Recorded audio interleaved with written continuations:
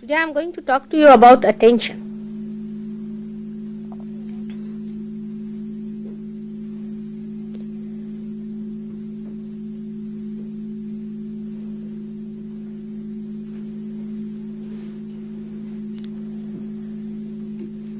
What is attention?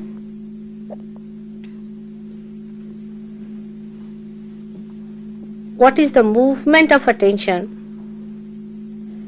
And what are the ways and methods of raising our attention? Keep it in broad ways, alright? But when I am saying all these things, you must know that I am talking to you individually. It's not about others. Always the first thing human beings do is when I am speaking to you, you try to find out about whom Mataji is speaking. This is the best way of putting your attention onto something else. If you put your attention to yourself that this is for me and me and me alone, then it will have an effect, because these are mantras. And that's why it is wasted, because whatever is given to you is thrown onto another person. So the attention that you have is the only way to know the reality. Your own attention is important, not the attention of others or your attention on others. This must be clearly understood. If you understand this point, that the whole thing is to be consumed by you through your attention to raise yourself to a higher situation, it will work out. Otherwise it is like giving food to you and going to another person who is getting nourished while you are getting nothing. And that person also may not be able to get nourished because he doesn't know that you are throwing it to that person. So today, as I am going to speak to you about attention, you should know that your attention should absorb all that I am saying. It is not meant for anybody else. You better sit in thoughtless awareness. That's the best way, so that it goes into you. Otherwise it's like a lecture, that you listen to me has no effect. Every lecture will transform you, because after all I am speaking. But because you always think of others and you think of your problems all the time, something nonsensical is going on about which you are worried, and the attention is so overloaded that whatever is said to you doesn't go into you. So just now utilize it by being attentive and knowing that all these nonsensical things have no value. It's your attention that has to come up and has to grow.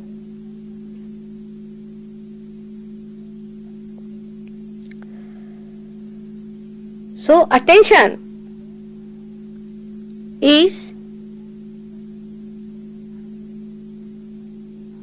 the whole of the canvas of your being. It's a complete canvas. Is the attention. Complete canvas of your being is the attention. How much you have gone into it, how much you have discovered it, how far you have raised it is a different point.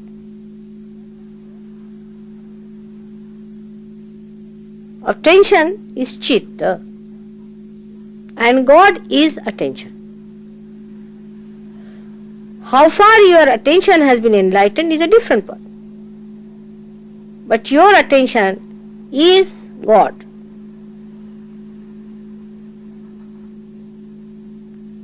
If you become enlightened to that extent, it is like a canvas. You can say it is like a canvas which is spread out for a film. Whatever aptitudes, or you can say the drags or movements of your attention has, shows on that canvas. I don't know what is the word for vritti in English language. It's not aptitude, but a person gets prone to, or his attention is dragged to. I don't know, there's a word like that for in English language, vritti. Can you suggest any word? So, our attention is just a pure, completely pure canvas, and is acted upon by the three gunas we have to begin with. And the three gunas come to you, as you know, one from your past, one from your future self, and one from the present.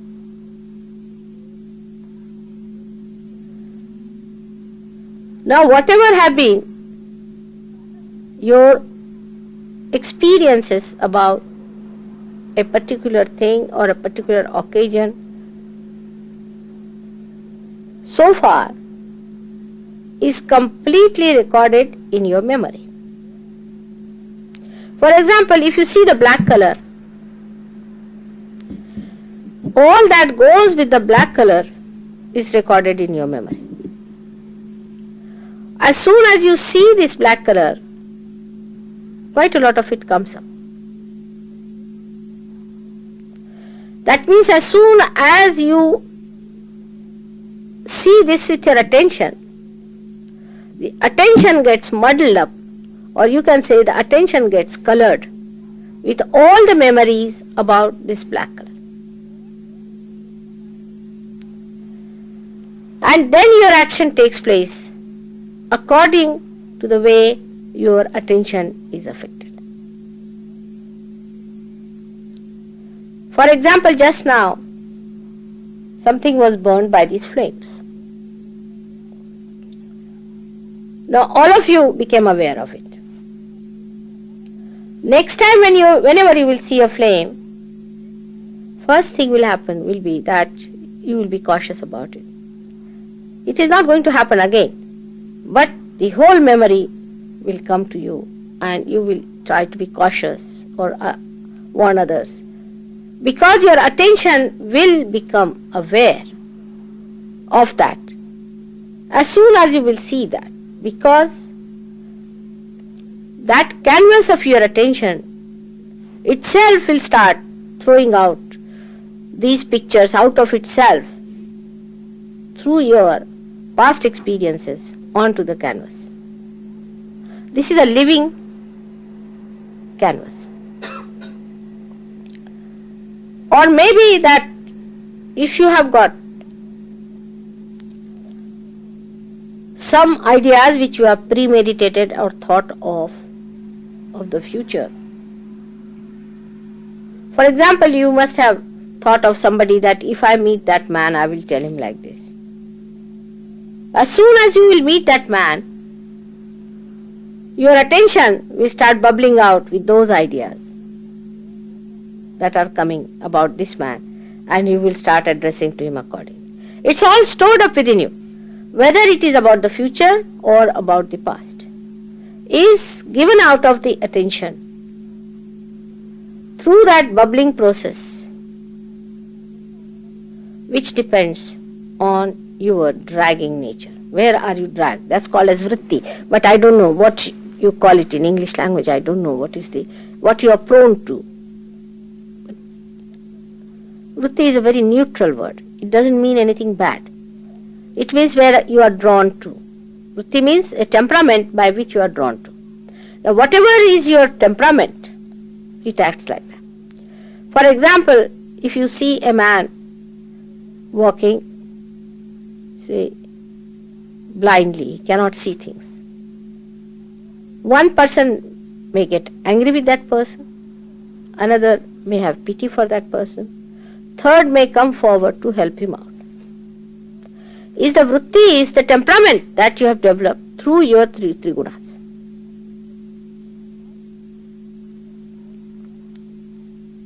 That's why this attention becomes identified with you. And when you are identified with this, your vritti, your temperaments, then you are still in a misidentified area. Let us take a case of somebody who has been possessed before. Now coming to Sahaja Yoga, his possession goes away. But the memory remains in the brain that he was possessed. And the memory is stronger in a person, left side is stronger.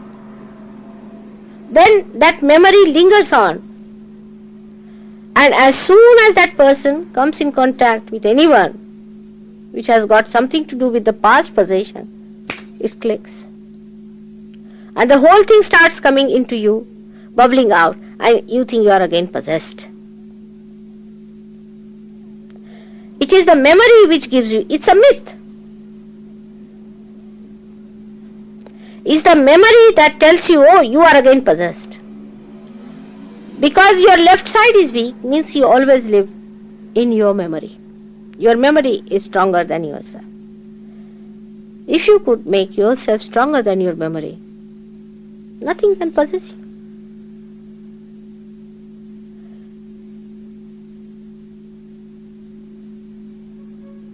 But after you get your realization, you are not still identified with that state of mind in which you see your ego and superego as myths.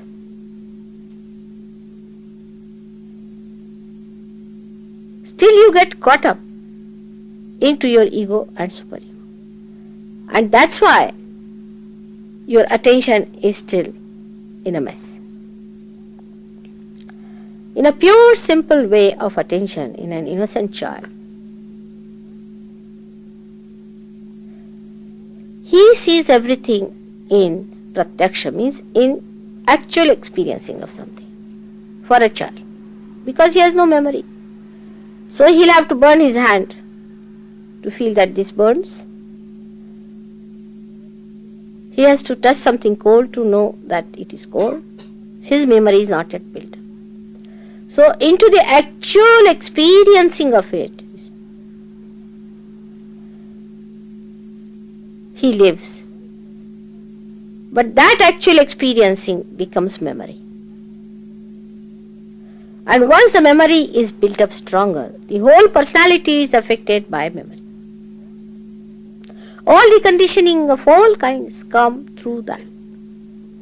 Your reading, even the whole atmosphere can come to you. You see, sometimes you smell a particular soap, or say a rose, you smell it. And all the memories of smelling such a rose sometimes comes to you, and you may feel really elated sometimes, maybe sometimes very unhappy, whatever may be the situation. So you may feel happy or unhappy, because whatever experiences you have had has given you a memory. This memory might have given you a superego or might have given you a ego. This scanning might have taken place. If it has been a ego and a superego, then maybe that if it was ego, you must have felt happy. If it is satisfying to your ego, you feel very happy. If it is not, if it is superego, if you are suppressed by this, then you feel very unhappy. So both things like happiness or unhappiness are the states where you are still in the myth. Still the myth exists. You have to still go beyond. So if you feel happy about some situation, you should know you are only happy before realization, because it is giving some support to your ego to bloat. And if you are unhappy, then you should know that there is some sort of a suppression on your ego and there is a superego developing. So both the situations have been of no help to you. Of no help to you for your growth, except that both these institutions develop so much that you are away from the real experience. The real experiencing stops because your attention is so much muddled up. So on one side, if you move on the left hand side, your attention is muddled up with fear, with pain, with unhappiness, with hopelessness, dejection. The other side, if you indulge too much onto the right hand side, little bit also, you start getting elated, excited, over dominating. The color of the left side is blue, and the blue color starts changing to the black. While on the right hand side, it is to begin with yellow, light yellow, or you can say golden, then yellow, then orange, and then red. So you go to aggression on the right hand side. On the left hand side, you go into a complete state of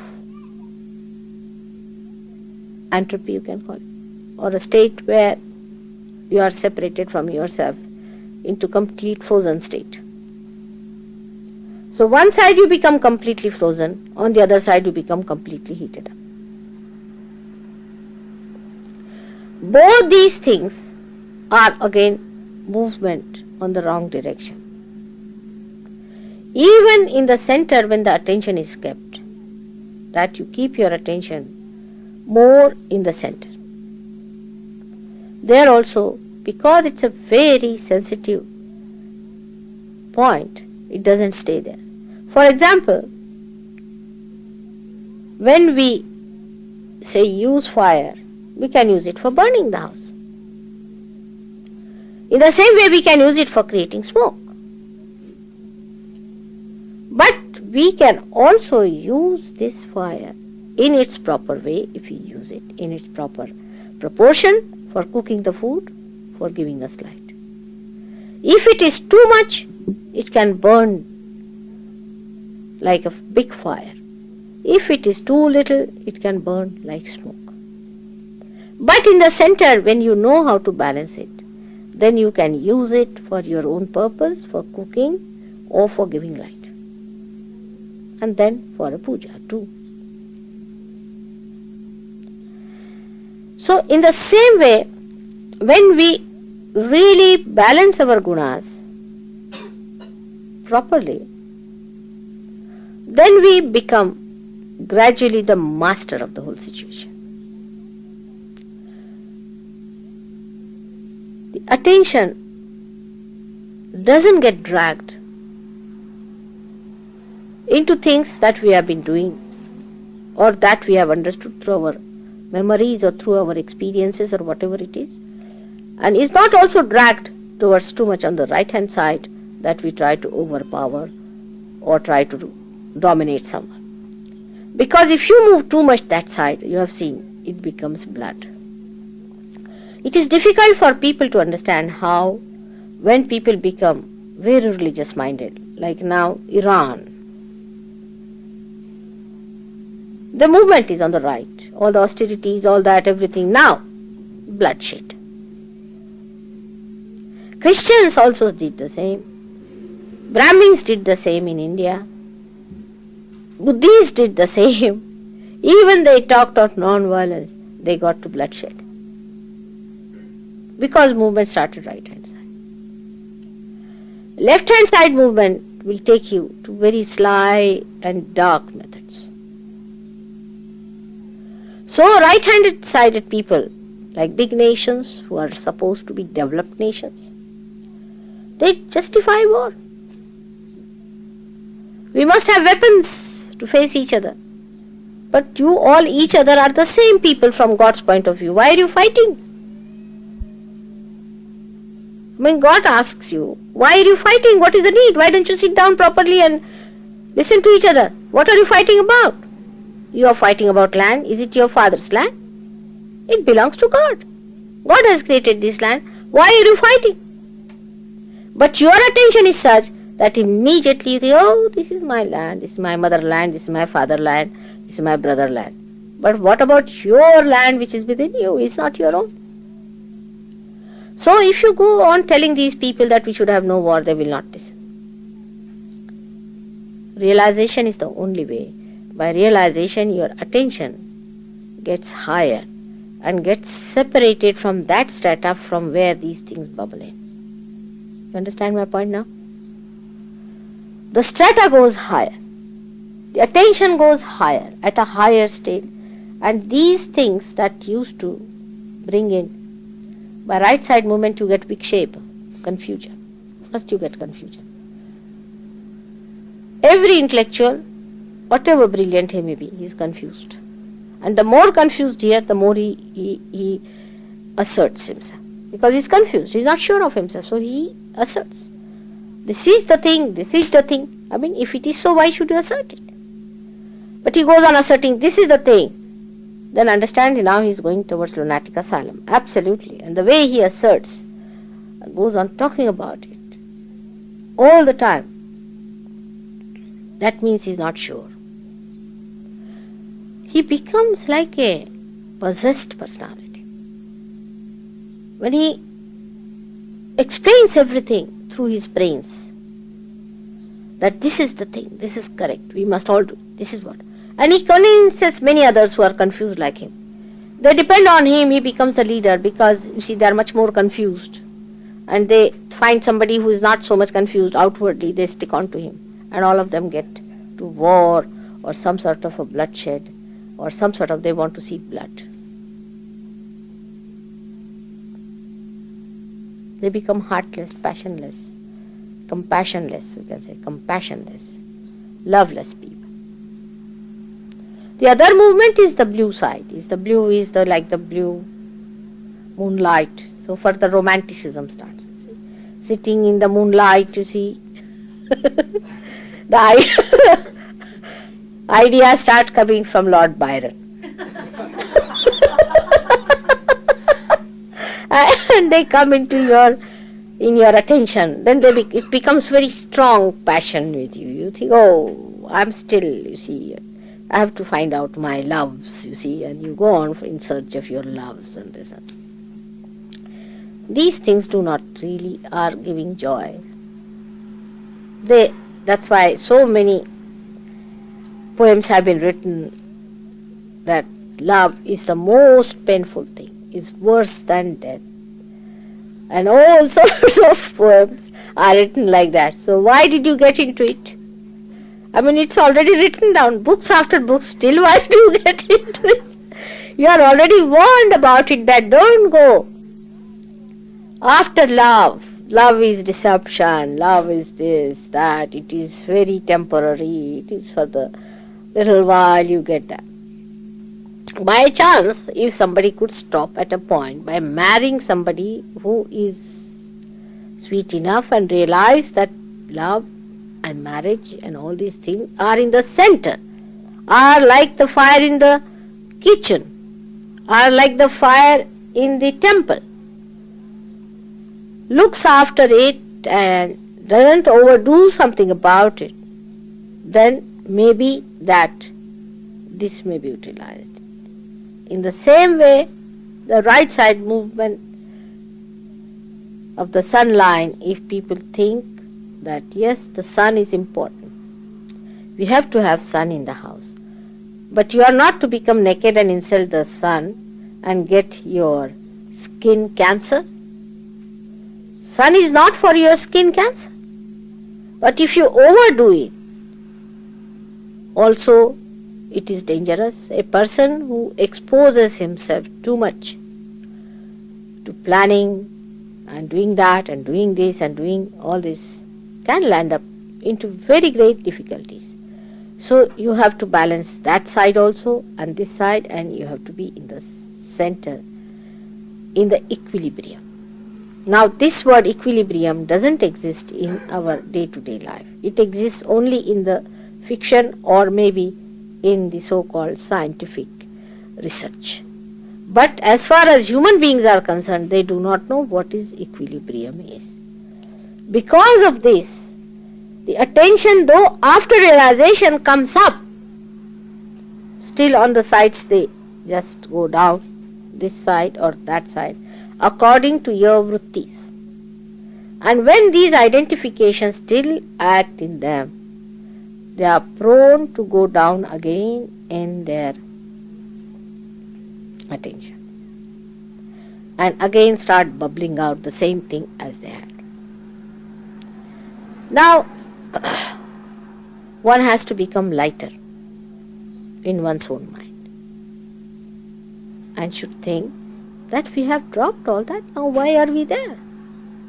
One should become lighter with all that load flowing out, because you are here to raise your attention higher and higher so that you come up to a point where you become one with the attention of God. Already your attention is sparkled, because through your attention you can see what's wrong with you, you can see what's wrong with others, and you can see how far you are going with yourself. But the progress is retarded because you do not know that this attention is pure form, and all that you get into this attention is a mythical stuff, is a myth. If you drop this myth gradually, treat everything as a myth and not depend on becoming unhappy or happy, just seeing the thing, your attention will take a flight and it will be at a much higher level residing there. Instead of that, every moment you go this way or that way. You see, it goes on like that. And the movement upward is much less. Even in Sattva Guna, when you rise, you can go much worse in that condition also. For example, if you say that I am trying to be Sattva Guni, in Sattva Guni it is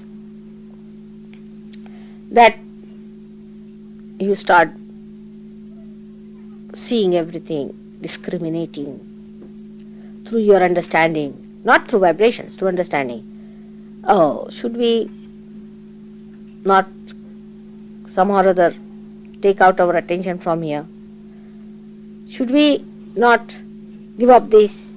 Should we be charitable? Should we go and serve the people? There are people who think, oh, we're going to do something great, like your Salvation Army. See, let them be salvaged by themselves. I don't know what salvation they are going to be. So these ideas I'm saying, of Sattva Guna can also immobilize you and can really freeze you down once for all. And that also can work in you in such a sly manner, or we can say in such a secretive manner that you won't feel it. All these ideas of helping others, being charitable, let's have a charity association, finished. Once you work in the charity association, your attention is finished there. But if your attention goes higher, say my attention is, I am only nothing but charity. I mean, what am I? It just flows. You just become the charity.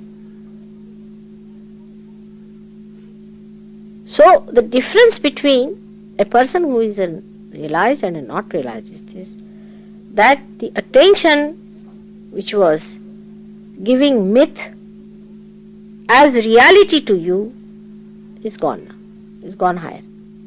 It can see that it is myth. Attention can clearly see that it is myth, and you can see that yourself, and you can remove yourself from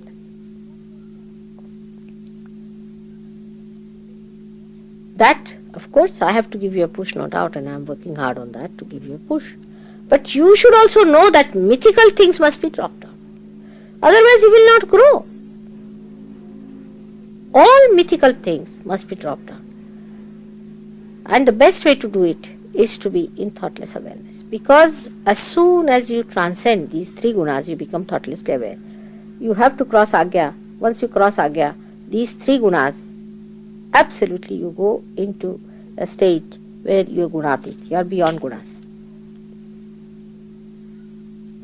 So you do not deliberately do anything, but it just works out. But analysis is one of the diseases of the West. What are you analyzing? What are you analyzing? You ask yourself. I feel like laughing at the whole analysis that goes on. See, they'll sit down, take out a hair, splitting the hair into 100, and great analyzers are sitting down there. They cannot even say how the chromosomes have that spindle action. And at that minute level, the things are worked out. They cannot say how a cell divides. What are they analyzing sitting down here? Now they have analyzed for a purpose, also done for God. Through their analysis, now my things are recorded. Through their analysis, I can go to the TV if they allow me any time. Because of analysis doesn't fit into me, they won't allow, they may not. It might be expedited. But say, for example, if you had not discovered these things, for example, take it like that, and the science was not discovered, your attention would have been at least better off.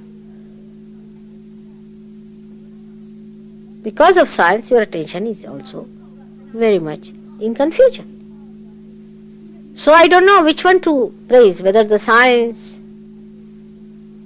or the primitiveness. See, when you raised yourself to science also, you got to another extreme as usual. Till you burnt out your complete attention, you were not satisfied. If you had kept your balance in science also, it would have helped. But the balance was lost there. Give anything to human beings and they know how to make the worse out of it. They'll go to the extreme. You give them a horse, they cannot go ordinary trotting or galloping. They must have a double gallop till they fall and die. Everything, you see, they just are on the run all the time. So first thing is needed is to steady down yourself and tell yourself that now all these mythical things I am not going to allow to come to my attention. All these things are nothing but myths, but you are giving too much importance to myths. You are taking them so seriously. They are just mythical. Now, when you are realized, now you laugh at people who just go mad over a moonlit night. Alright? But ask the fellow who is doing that. He'll say you are heartless. You have no feelings. He'll give you a big poetry out of it. You go and see any one of these people who are riding a high horse, who are at the helm of affairs, and you will feel like laughing at them.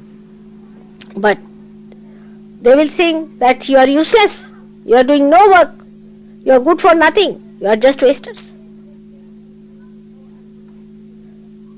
So now for you, because you are enlightened now, is to understand that our attention has to move higher and higher, at a higher space. Now actually what has happened in realization? Your Kundalini has risen and has come up. Just like you can say a small thin hair, one hair, say, and that has broken your sastra. And now the grace is flowing into it. But it's a very small movement that has taken place, of course, which is a very difficult movement, no doubt, but it has taken place. Now, you have not expanded like this. Your chakras are only pierced in the center. But the rest of the attention is still intact. Actually, it is so intact that you don't even feel that it is pierced. Now you have to expand that. Open it out so that more strands of Kundalini can rise. And your attention, which is in these centers, expands. By expansion, it drives out all that is mythical on the sides. On every center, we have our attention, which is being enlightened in the center through this light passing through. But light is too small for the darkness that you have collected. Especially for people of the West, I would say your confusions, you must get rid of them. But still you identify, because if I ask you anything, how are you? Means what? Means you are still confused. Alright? Confusion should go. One confusion was there, that this is realization or not. I hope that's over now with you people. At least now you believe it is self-realization. I had to tell people, no, I are self-realized now. You are. Still they would jump up like Jack in the box. You see, they'll say, no, we are not mother. How do you say this is realization? We expect this out of realization, that out of realization. That will be flying out of the door if you are realized, or something nonsensical like that. Thank God, these ideas have gone away. But when we are realized, there is light that has come in us. We have to grow it only by separating our attention from the myths. It is all mythical. I also play with you, because unless and until you are sure, I am not going to give you a wrong idea about yourself. I want to see how far still your attention is moving. And I know. Still you are not sure. Still you are not sure of yourself. That's why the confidence is not there. First of all, you have to learn how to drive. Then you are tested. There will be 5 stones put together. The distance will be only that hardly a car can pass through, and the fellow will say you bring it zigzag, and you cannot do it. Why? That's how he makes you a master. The mastery of your attention will come when you will start seeing that it is all a myth. That upsets you. It's all a myth that upsets you. Just throw it away. Just throw it away and understand that you are the eternal attention. That you are the eternal life. That only thing that keeps you away from it is ignorance. And the ignorance is too simple to understand, that you have accepted myth as truth. Just drop it. It's all myth. You'll be amazed how your attention will rise. And you will see all these nonsensical things which used to frighten you or to elate you will drop out, and you will just smile at it.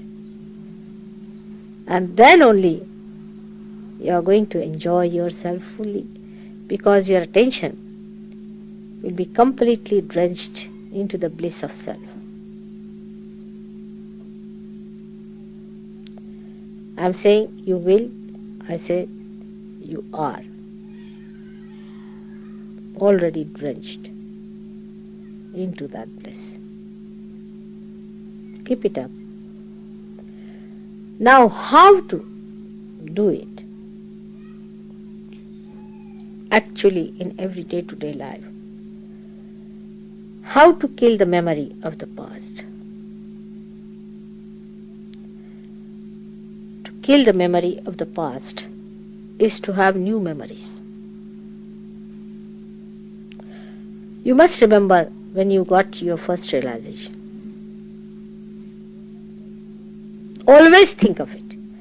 Whenever any such memory comes to you, you try to think how you got your realization. Any memory that is troublesome or even so-called elating, you just try to remember how realization has come to you. When you feel aggressive about something or angry something, just try to remember how you felt the joy of surrendering. Just think of that joy of surrendering, of dissolving yourself. So the new memories must be built up. If you start building up new memories, then you will start collecting moments to establish other moments which have such memories. Like a memory when you try to help somebody. You raise the kundalini of someone. Now the problem would be when you will be raising the kundalini of others, you will be in thoughtless awareness. There won't be any thought. And thought is the only thing which impresses. But that time you can record the joy of raising the kundalini. If you could record the joy of raising the kundalini of others, you will feel a new wealth of these beautiful moments will be accumulated. And all those moments which were giving you confusion or fear or so-called unhappiness and happiness will drop. And pure joy will remain. Because now most of the experiences you have had are more of joy. Joy has no thoughts. It's just an experience, a pratyaksha. That's why I said you keep your eyes open. I hope you will understand what I mean by that. May God bless you.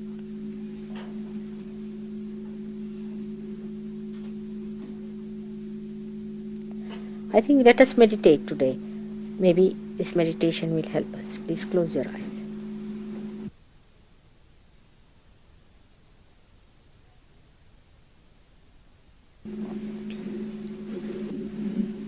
All of you, your these things, put it on the fire. There, Douglas, take these things, and take them on the fire.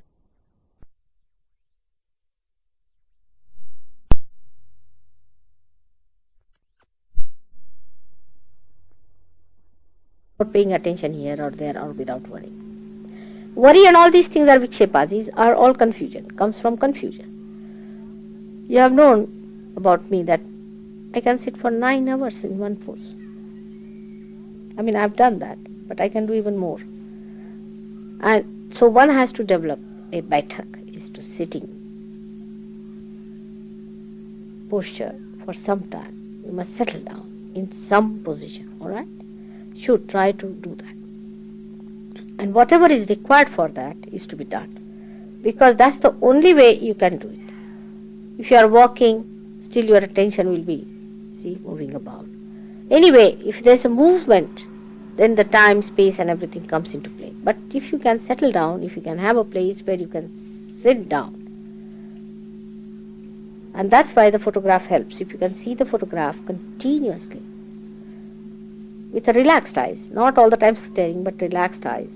You can close your eyes with respect. Again, you can open your eyes. The settling down of the position, you'll be surprised how your attention will gradually rise. You'll feel it. Just now you are all in thoughtless awareness, so go into meditation. Alright. Now, if you cannot sit, you can take a seat, down below. But as I said, its clothes should be little lighter. Alright, put your hands towards me. As you have to sit for about now 5 minutes, I will not make you much. But I hope you will develop next time you are sitting this thing.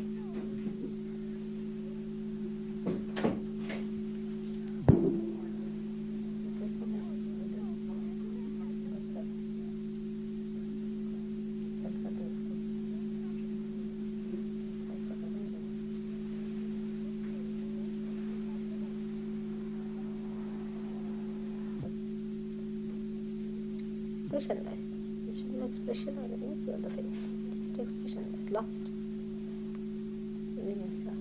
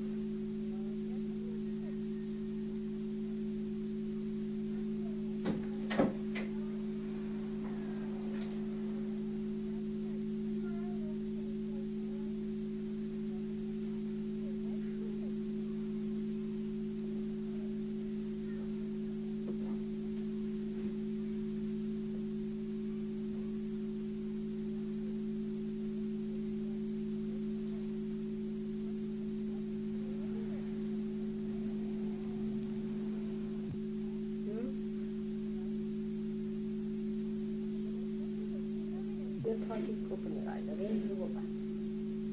A little bit about it.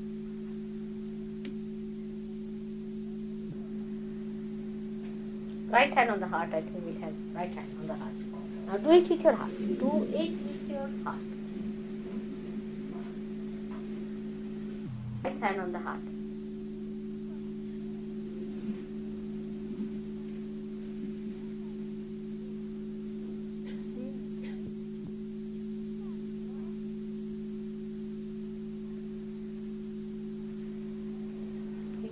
That I am the eternal life, I am the spirit.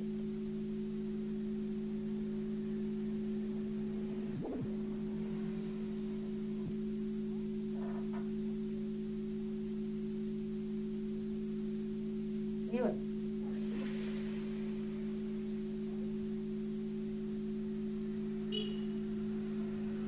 Hold your breath.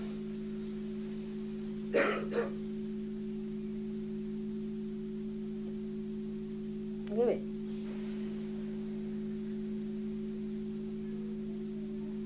This time when you hold your breath, you should know that I am the mother of the universe and the most powerful personality. And I am your mother. And you are all protected. Hold your breath.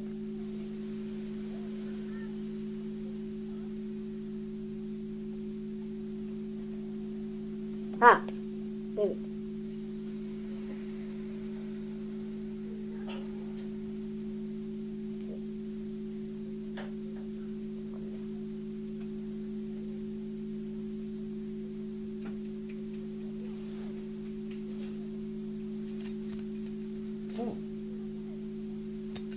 Are still children, I must say. Don't you know that I am very powerful? How I to tell you? Even the small children know that.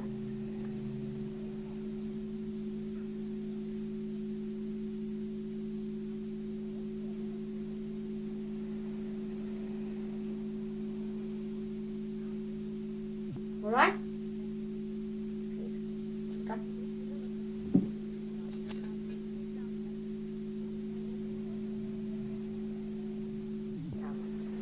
Relax.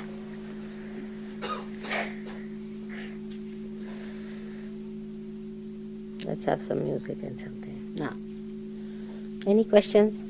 Anywhere?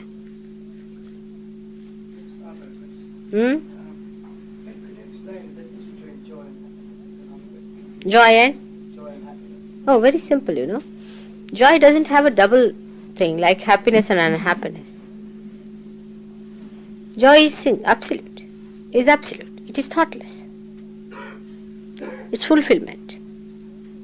Happiness is always shadowed by unhappiness. It's the double coin stuff. See, double faces of a coin. Happiness will be followed by unhappiness, unhappiness by happiness. It's a relative terminology. But joy is absolute. Absolute. It's beyond thought. It's bliss. Contentment can be relative still. But it's all that in one. Joy is where you do not ask anything anymore. Just there. It just emits then. Just emits. You don't want anything, just goes, overflowing. It has nothing to do with your rationality. Cannot be perceived through your rationality. Beyond, you just feel it. Yes, Jeremy? Why do we dream? Huh? What makes us dream? Dreams. Now, you see, there are 3 stages of our consciousness in the normal way. Not the 4th one, that now you are in the 4th one, but normally there are 3 stages. And the 3rd stage is called as Sushupti, where you are in a stage where you are deep asleep, you see. That time you come in contact with the unconscious. Unconscious actually enters your attention, and you start getting the information from that. But a person who is not yet realized is not quite awake in that state, in the sense that whatever he records gets again clouded when he is coming back through those stages of.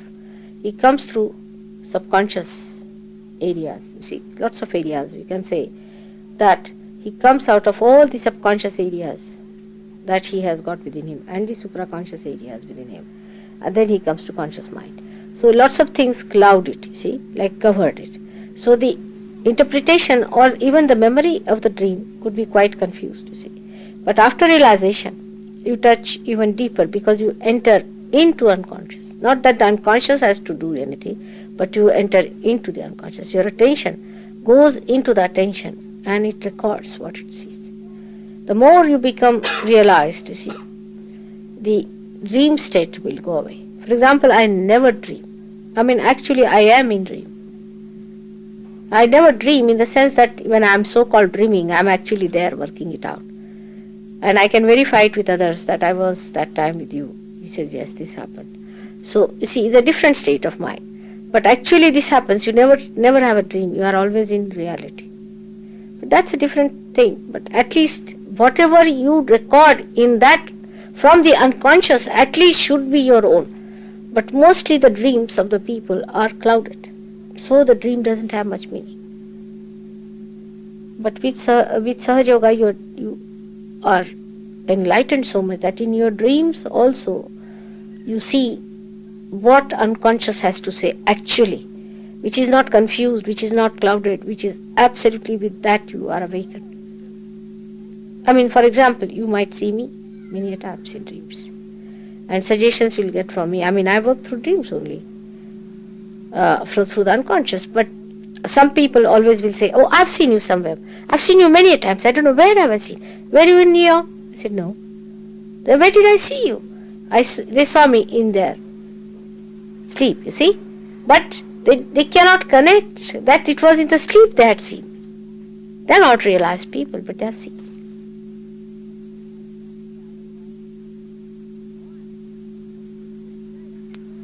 You give people realization when they sleep? No. I do not want to even give a realization to people when they are not facing me, either my photograph or Sahaja Yogis. That should not be. Because recognition is the only point in Sahaja Yoga. Modern Sahaja Yoga is only going to work out if you recognize me. If you do not recognize me, it's not going to work out. This is the only way, this is the only key. Because so far you have never recognized. Only on recognition all your past things will be forgiven, everything will be done.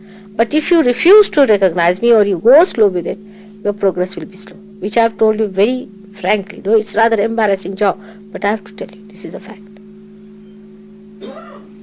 So in dream you cannot give realization. But in dream you might see the situation in which you will be giving thing, how you should give. Your solutions will be suggested to you, how to approach a particular person.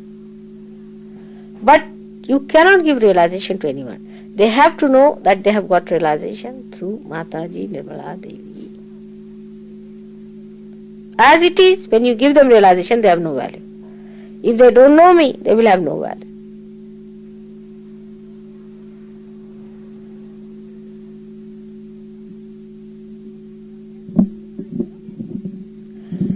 But I would still suggest that one should not go on analyzing the dreams too much. Again, the same problem will start, because I know Jung and all these people did that.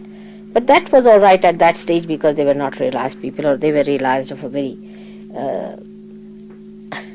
confused manner, in the sense that they were not sure of themselves. But you people do not go on bothering about dreams so much. The dreams are coming to you to give you a solution of a problem. The unconscious is helping you in dreams. For example, when I go to India, most of them dream that mother is coming. I mean, it's like acts as what you call television.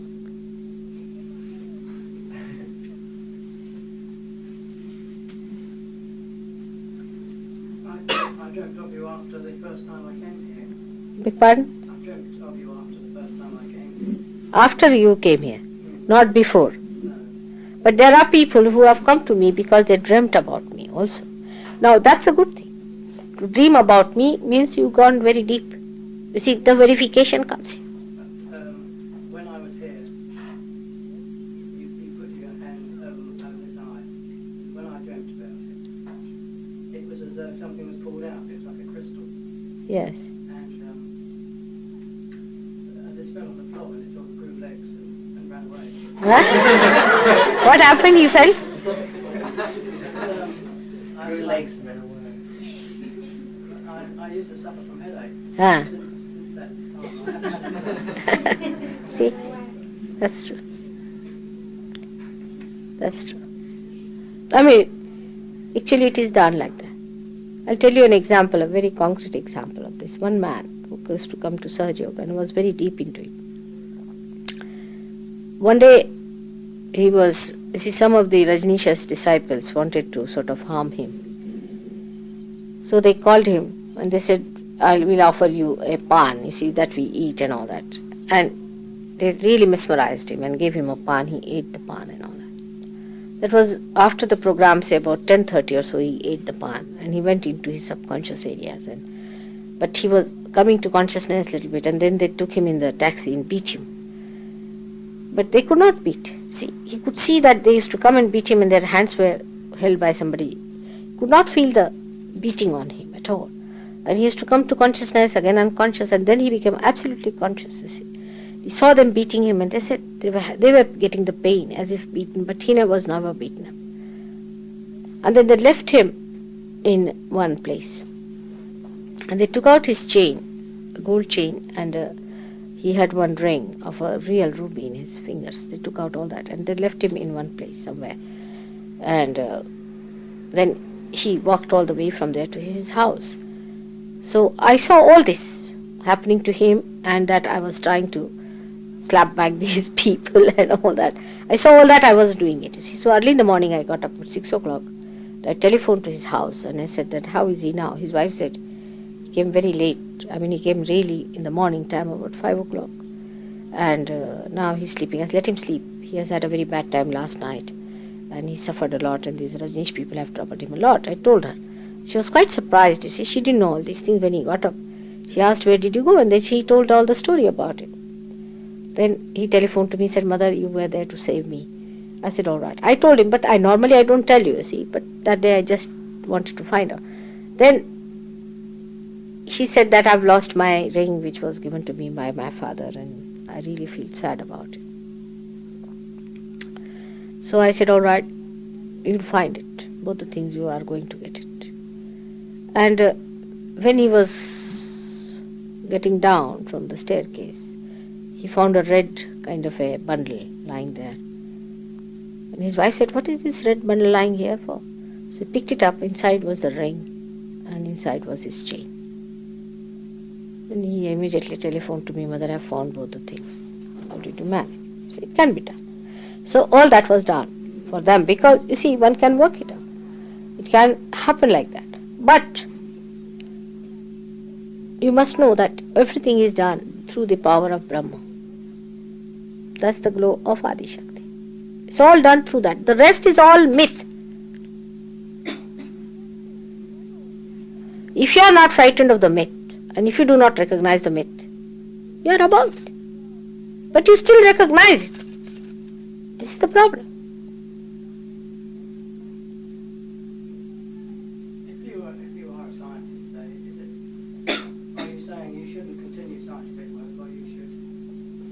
No. If you are a scientist, see, you are a scientist, then what, after realizing, what you should do is to bring science and realization together. You can explain science and realization together. You have to explain realization through scientific method. This should be your effort. A new direction, because you have found out that you are realized, you have found out that there is all pervading power. Now if you can put it in the scientific language, you can talk to them. So that knowledge is not wasted. Supposing you are a geologist, you can explain many things of geology which you have not explained so far through science, through realization. So you give actually the science its fulfillment itself. There are so many questions they cannot answer.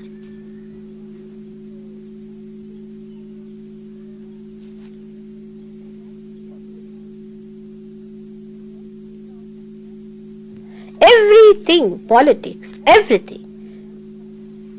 Why it has failed, what has happened, what is the reason, everything can be explained through science of Sahaja Yoga. Everything. Why it works out, why it doesn't work out, what's the thing, what is the failure is due to. Everything can be explained. Human behavior, everything. So use your knowledge to enlighten the knowledge which is covered with ignorance.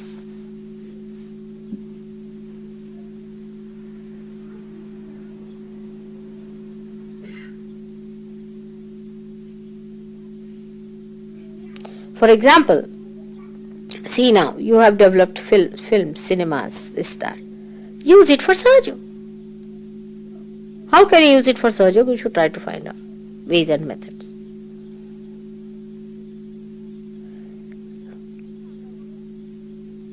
Supposing you are a dramatist, use that drama. Make a drama on Sahaja Yoga.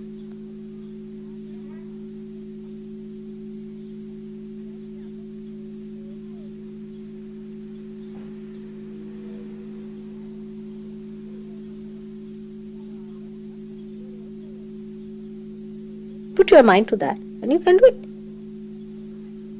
For example, somebody is doing, say, a course in journalism. Then he should use his journalism to propagate Sahaja Yoga.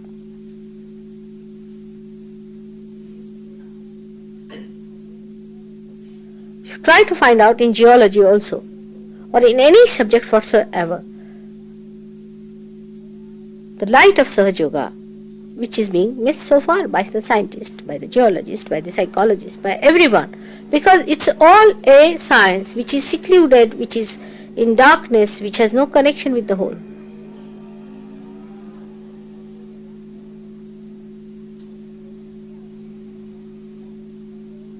Now you see here, fire is here, alright? Now when I put my hand there, what happens is this fire is enlightened. This power sucks in from you or any one of you who are realized souls. Whatever is there within you which can be burnt away by fire. And it burns it off. This fire you have analyzed in ignorance. But now you are enlightened. I gave realization in India to some scientists who were working on the agriculture. They started using vibrations for agriculture. And they were surprised that they could produce 10 times more yield. I mean, you can see the difference between the different types of things that are being produced. And they are doing tremendous work on that. They'll be publishing papers and things, and they are doing that. Now you can see also how vibrations work on, say, a nucleus of an atom. They will be acted through mesotones. If you see that, mesotones will immediately react to it because they are arbitrary. And you will be amazed you can handle them and maneuver them through your vibrations. If you see them under microscope. If you want to go into it, you can go it. Because, you see, first of all, we have to convince these horrible people. But else could be. Give up everything else and just accept it.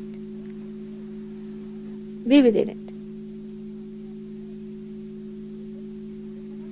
We are curing people without any science with us. We are curing mad people without any science. After all, everything is for the betterment of human beings. We are improving food problem. We are improving even material problem. Everybody has got better. Lakshmi Tattva is improved in them. All these things can be done. And scientists can show that science taken to extreme can take to destruction. It is not related to the whole.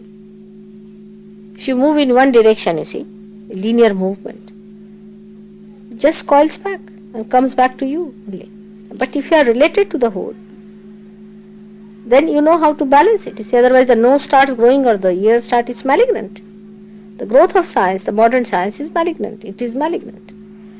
Even on earth, if part of earth starts growing, for example, on one side, the whole balance and equilibrium will be gone of the earth, isn't it? When if you see the nature in its real completeness, then you will see there's such a balance existing. Science just moves like a blind horse in one direction. What is the use? Then you go to atom, and from atom you go to atomic energy, and from there to the destruction part. But if you have kept to the truth and to the complete, then you would not have gone that far. All right, it's useful for us, use it. Analysis destroys all our character, everything. If you start analyzing yourself, you will be destroyed. Take yourself as a whole. There are people I have known who analyze me also. Such silly fools I have seen. Yeah, there are.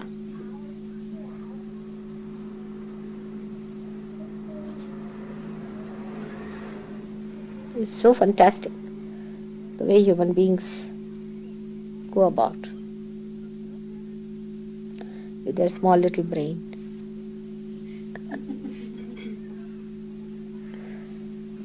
Anything they cannot explain in Sahaja.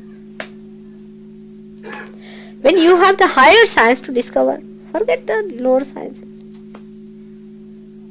When you were a frog, you are only worried about the well where you lived. But now today you are a human being, you are worried about other things. Now you become a superhuman being. You should be worried about higher sciences. What have you achieved through science? We can achieve in a second through Sahaja.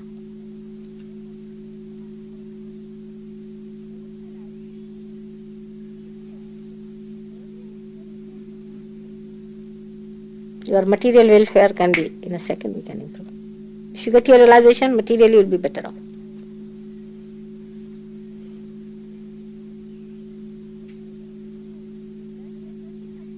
Most of the people they declare as coma and dead, or lunatic and gone cases. They have not been able to cure any lunatic whatsoever. Once he goes to the lunatic asylum, he just comes as a corpse. He never comes back as a sane person. What your science have achieved so far? I mean, in which way? Take to anything, political problems, anything. You tried to have political, say, democracy. You have created demonocracy. You wanted to have communism. It is nothing but killing everyone. Everything is a topsy-turvy. Hello, how are you? Look so. You come here. Your daddy has come? Where is he? Oh, I see. Sit down. Good. Now, any other question? Should we have some music?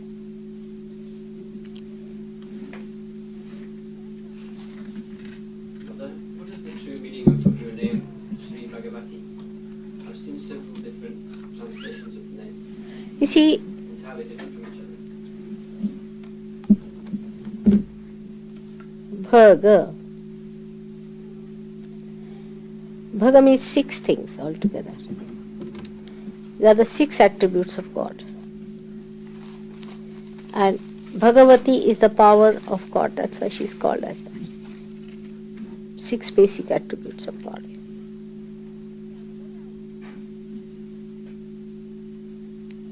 First is innocence. Second is creativity.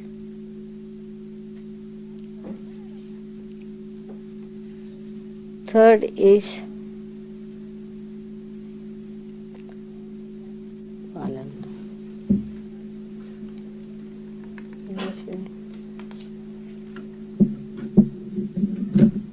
पालनहार को क्या कहना चाहिए?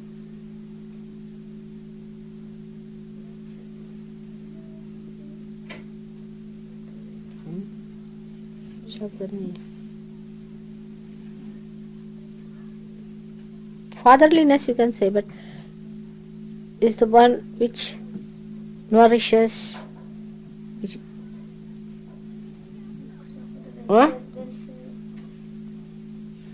welfare तो नहीं होता.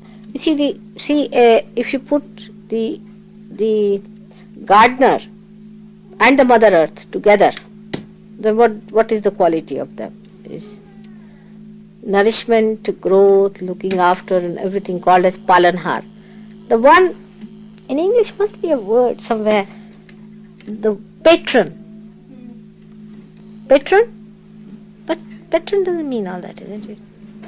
Husbandry. Huh? Husbandry. Husbandry. Husband is a funny word.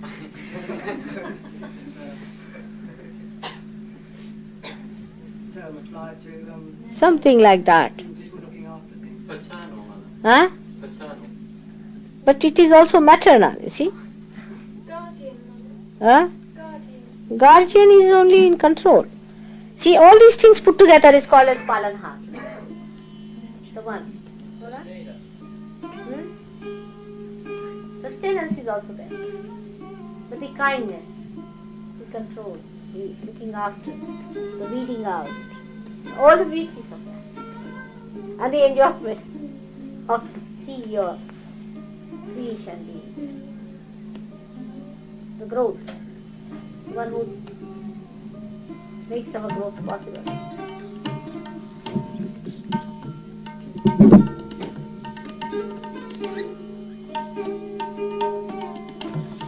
Then he is almighty. Almighty. Nobody is more powerful than him. He is the most powerful.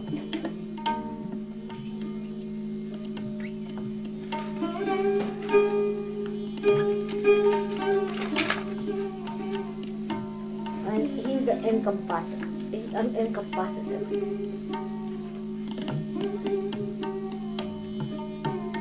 He is all pervading. And he knows it. Sarvagya. He knows everything. Omnipotent. Omniscient. This is Bhagavan. And Bhagavati is the power of God. Without Bhagavati, God has no meaning. It's like moon and moonlight. It's like sun and sunlight. You cannot differentiate. They are just one and same. Is Bhagavati the same as Shakti then? Adi Shakti is the same as Bhagavati. She is called by many names. One of them is Nirmala also.